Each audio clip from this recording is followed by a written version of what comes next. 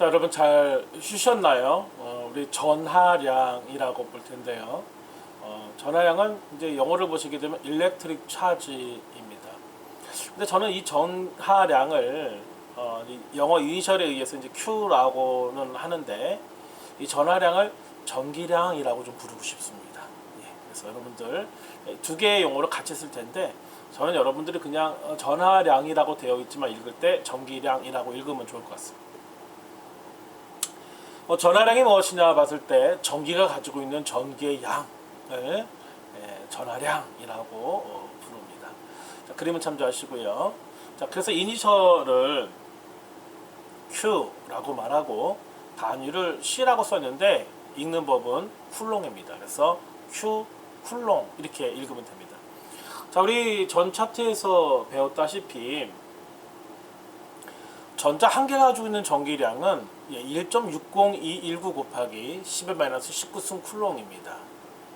자, 전자가 한 개 이동했다는 것은 우리가 이것을 전기의 양이라고 하며 전기의 양은 Ne 쿨롱입니다. Ne 쿨롱. 무슨 말이냐면 자, N이 개수인데 전자가 한 개 이동했으면 여기 한 개, 두 개 이동했으면 두 개, 세 개 이동하면 세 개만큼 전기의 양은 커지는 거네요.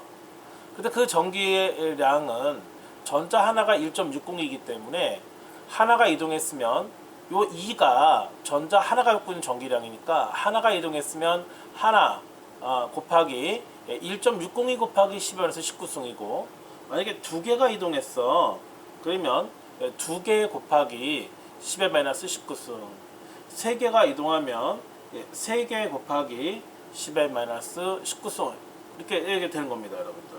자, 그래서 여러분들이 참조하시기를 바랍니다. 자,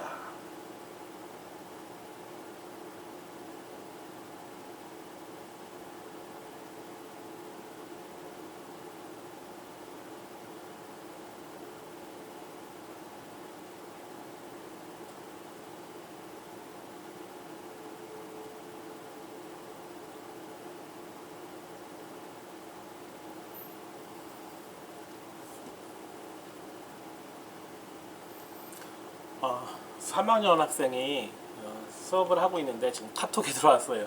유체역학 배웠던 거 질문을 올렸어요. 제가 순간에서 수업 중에 카톡을 잠깐 봤습니다.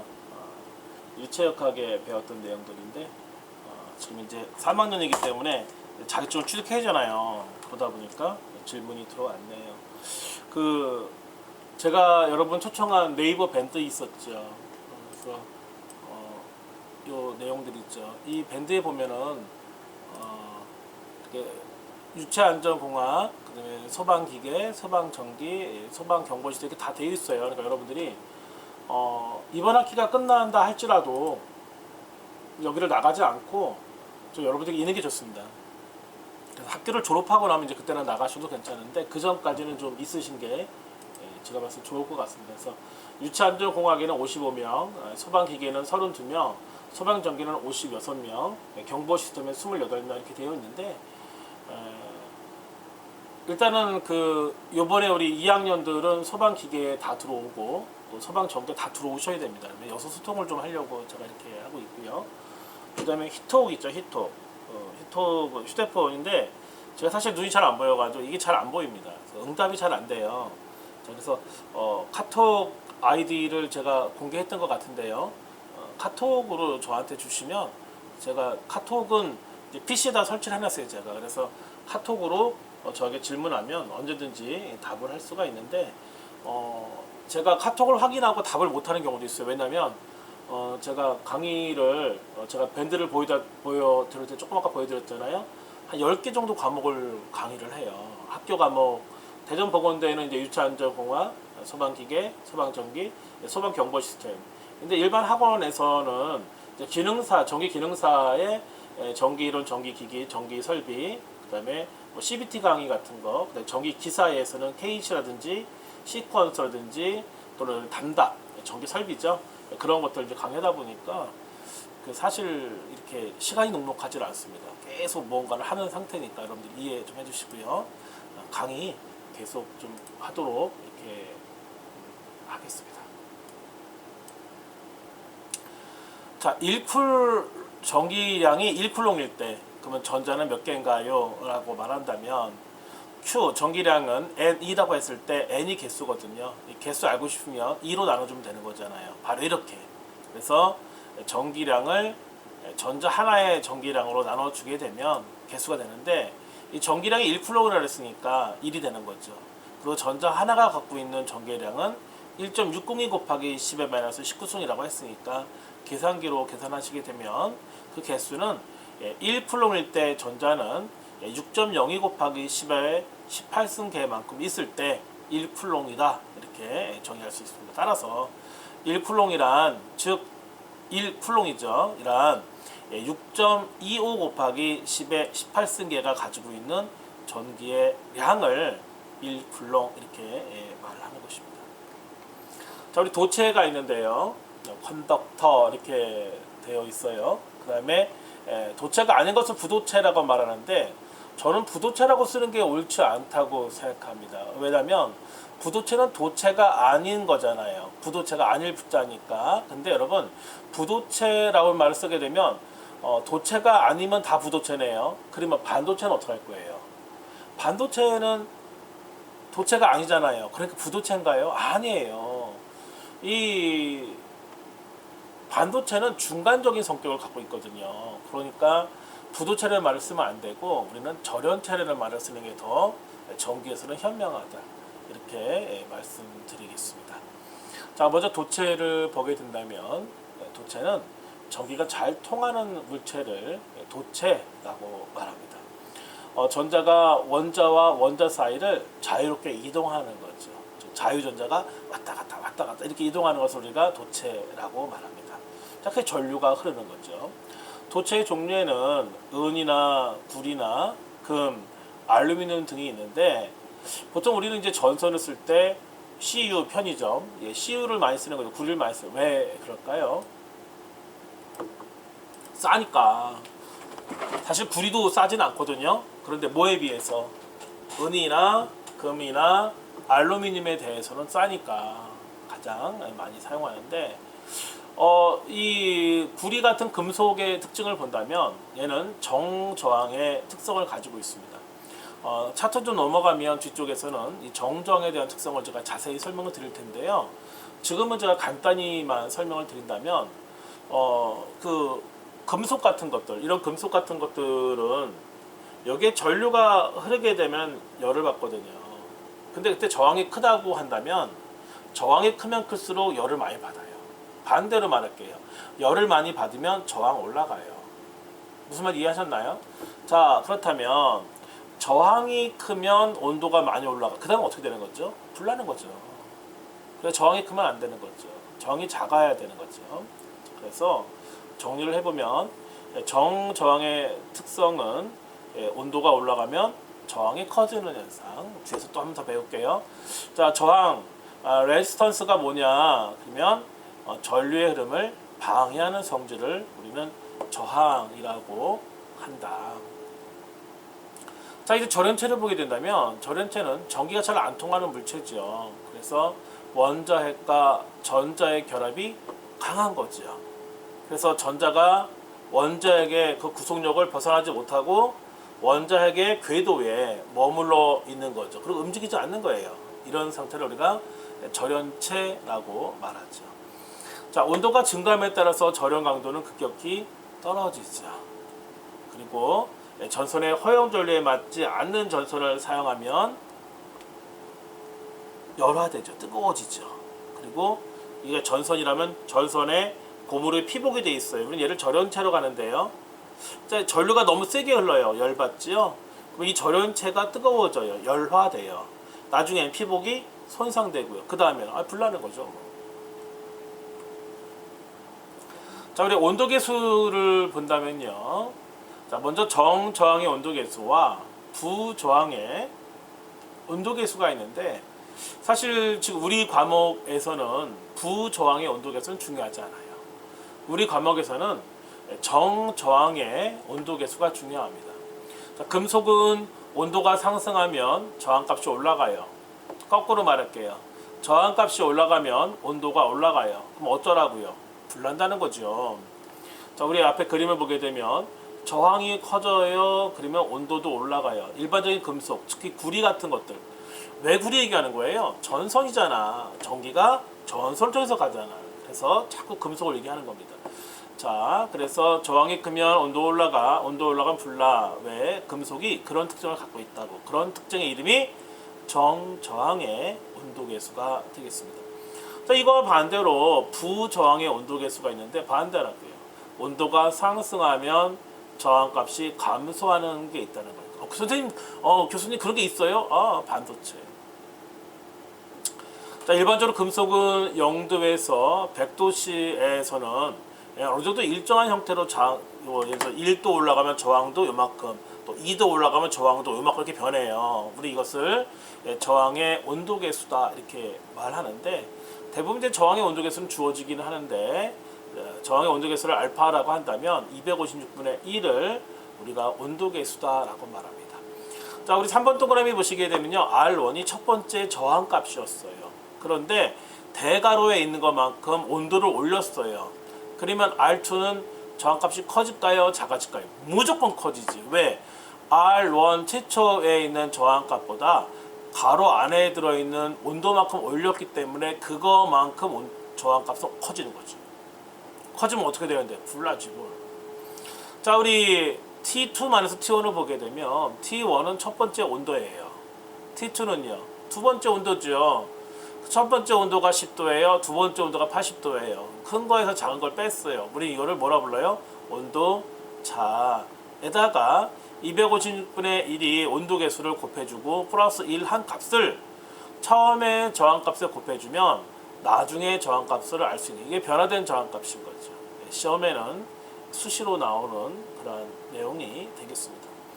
자, 저항이 커진다면 어떻게 될까? 이거 보이시죠? 불나는 거지 뭘. 불나는 거지.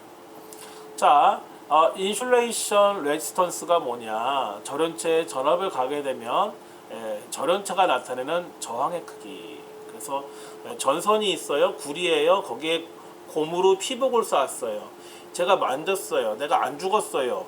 내가 안 죽으려면 이 고무가 저항 성분이 커서 여기에 흐르고 있는 전류가 나한테 흐르지 말아야 돼. 그럼 그걸 절연저항이라고 하지. 그 절연저항은 크면 클수록 좋지요. 자, 우리 도체, 부도체, 반도체 이렇게 되어 있는데, 제가 이제 교환에는 부도체라고 했지만 사실 부도체는 옳지 않다. 절연체라고 하는 것이 더 좋다라고 말씀을 드렸습니다.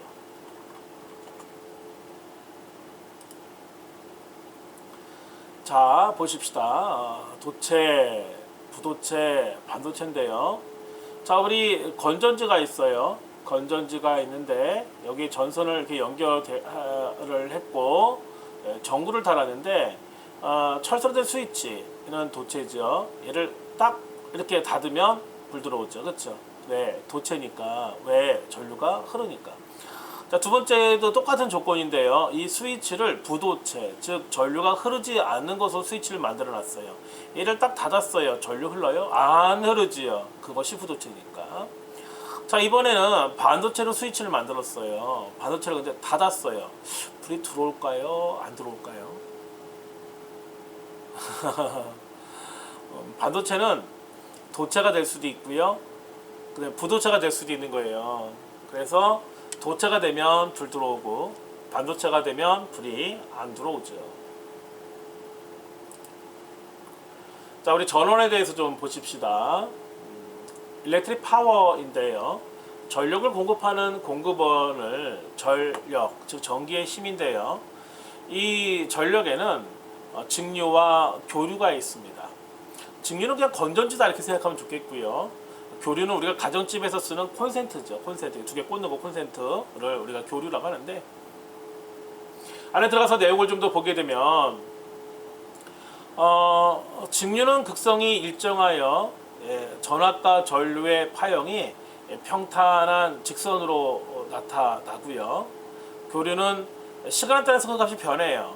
그래서 일정 시간마다 플러스 마이너스 극성이 주기적으로 반복되는 것을 사진을 보게 된다면 시간의 변화에 따른 전압이나 전류가 일정한 것을 우리는 직류라고 말하고, 자 오른쪽에는 이 부분 시간인데, 시간이 변함에 따라서 전압이나 전류가 커지기도 하고 작아지기도 하고 반대 방향으로 가는 것, 이런 것을 우리가 교류라고 말해요.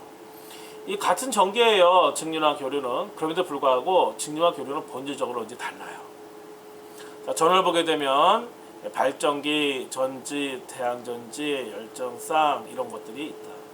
자, 이제 부하가 뭐냐라고 봤을 때 전기적, 기계적 에너지를 발생하는 장치의 출력 에너지를, 즉 전기를 소비하는 것, 또는 소비하는 동력의 크기를 우리는 로드, 부하라고 합니다. 전기 분야에서는 전원으로부터 전력을 공급받는 것을 우리는 부하라고 합니다. 이 그림 보게 되면 부하가 뭘까요? 요거죠, 요거 꼬마 전구. 얘를 우리가 저기 전기를 소비하고 있잖아요, 현재. 그래서 우리는 부하라고 하죠. 전류의 종류를 보게 되면 전류는 두 가지가 있어요. 흐르는 정전기와 흐르지 않는 동전기가 있는데, 이번 차트에서는 동전기는 좀 하지 않을, 정전기는 하지 않으려고 해요. 정전기는 하지 않고 동전기만 좀 하려고 합니다. 그래서 다음 차트에서 정전기를 다루도록 이렇게 하겠습니다. 자, 우리 간단한 개념 정전기 보게 되면, 정전기는 흐르지 않는 전기, 동전기는 흐르는 전기인데요. 자, 우리 여기 그림을 좀 보게 되면 플러스는 가만히 있어요. 왜 그렇죠? 무거우니까, 움직이지 않으니까. 그런데 마이너스는 움직이거든요. 왜? 가벼우니까. 1840배 가벼우니까. 충격을 꽝 치면 원자핵의 가장 껍질 바깥에 있는 전자는 그 구속력이 약하잖아요. 충격 꽝 좀 이렇게 나가는 거야. 우리 걔를 자유전자라고 말을 했죠. 그런데 이 그림을 보게 되면 전자가 방향이 있어서 움직이긴 하는데, 오른쪽이 기준이라고 한다면 얘는 오른쪽 맞는데 얘는 미쳤나 봐, 위 보고 있네. 얘는 또 반대 보고 있네. 얘는 오른쪽 보고 있네. 얘는 또 뭐야, 얘는 지금 전자가 있긴 있어요. 근데 흐르지 않고 여기에 뭉쳐져 있네요. 그렇죠? 상당히 위험한 전기죠. 왜 위험하냐면 전류가 흐르지 않는다고 생각하고 여러분들은 얘를 만질 수 있어요. 만지면 전류가 그때 흐르는 거예요. 사람이 죽을 수도 있는 거죠. 짜릿 이렇게 하는 거죠. 자, 우리 동전기, 이번 차트에는 이제 동전기를 배울 거니까 동전기 봅시다. 흐르는 전기인데요. 먼저 텍스트 위주로 하기로 했으니까 제가 텍스트 좀 볼게요.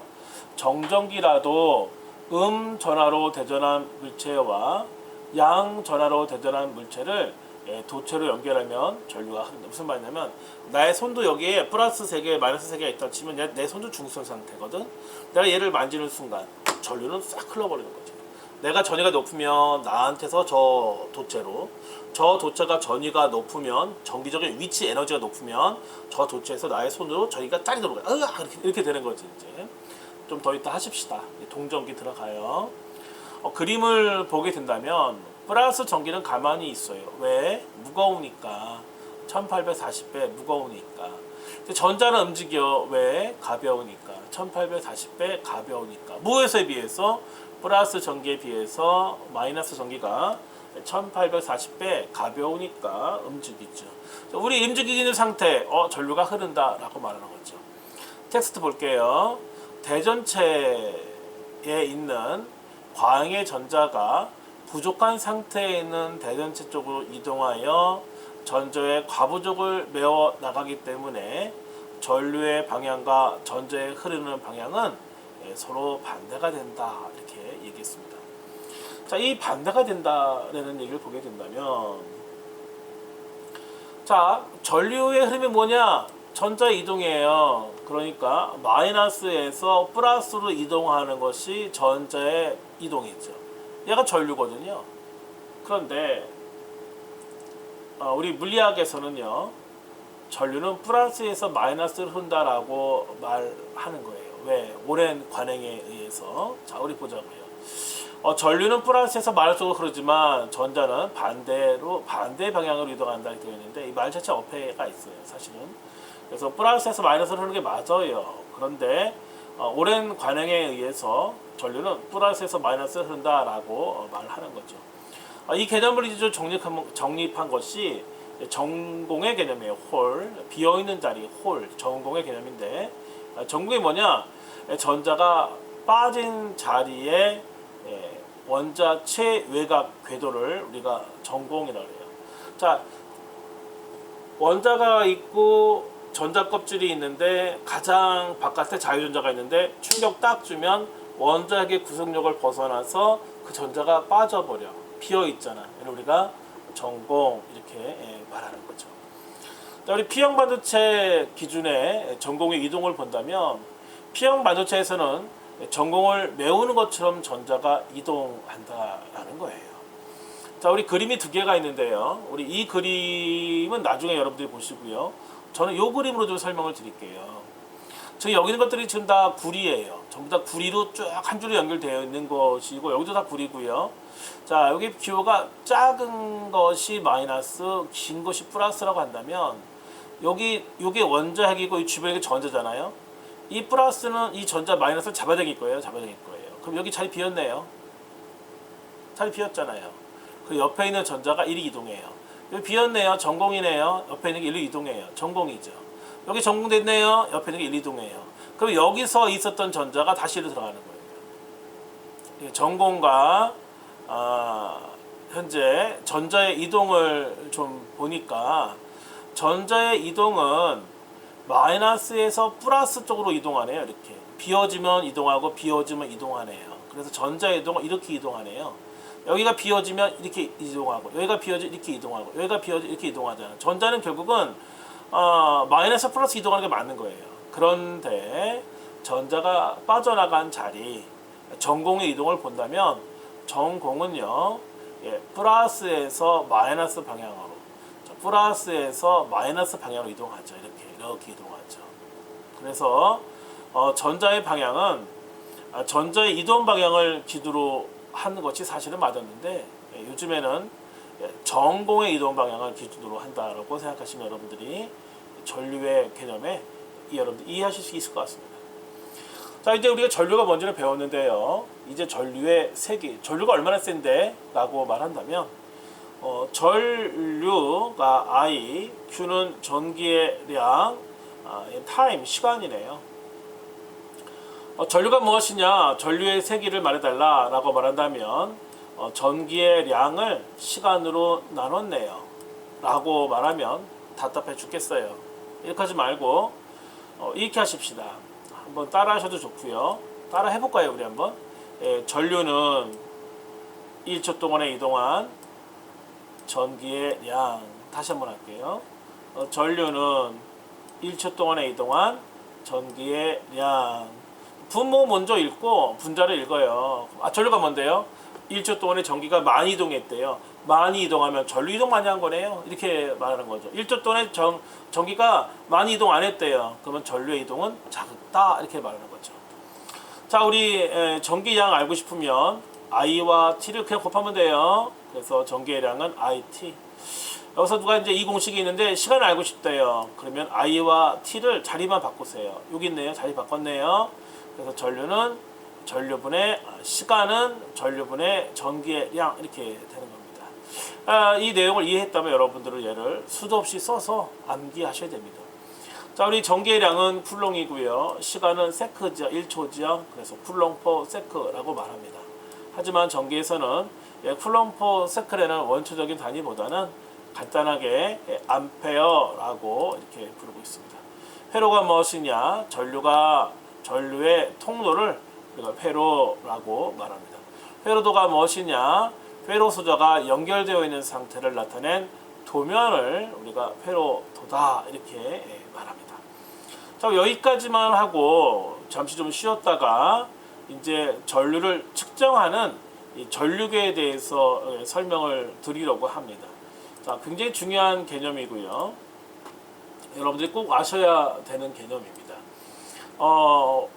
여러분이 취업을 하게 된다면 전류계를 가지고 전류를 측정할 일이 많이 있는데 전류계를 태우는 분들이 타계, 소손 되게 만드는 분들이 있습니다. 그래서 이 개념을 정확히 알면 그런 실수를 하지 않습니다. 그래서 여러분들 10분간 휴식한 다음에 계속 이어서 공부하도록 하겠습니다.